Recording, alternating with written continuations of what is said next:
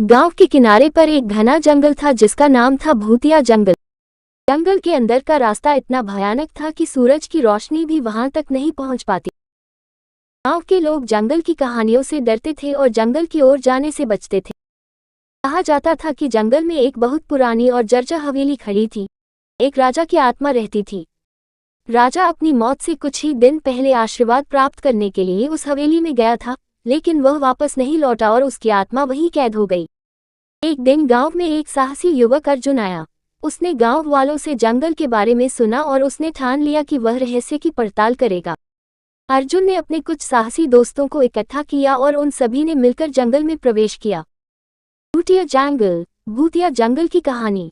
जंगल में प्रवेश करते ही उन्हें भयानक आवाजें सुनाई देने लगी। पेड़ों के पत्ते सरसराने लगे और ठंडी हवा उनके कानों में फुसफुसाने लगी। अर्जुन और उसके दोस्तों ने हिम्मत जुटाई और आगे बढ़ते रहे। रात होते होते वे हवेली तक पहुंच गए। हवेली से एक अजीब सी रोशनी निकल रही थी। इस रोशनी को देखकर वे सभी समझ गए कि यहाँ कुछ अलौकिक है। उन्होंने हवेली के अंदर कदम रखा और देखा कि हवेली के अंदर का दृश्य किसी रोशन महफिल की तरह था। हवेली के मध्य भाग में एक बड़ा हॉल था, जहाँ राजा की आत्मा को शांति पाने के लिए पूजा की जाती थी। अर्जुन ने देखा कि हॉल के बीच में एक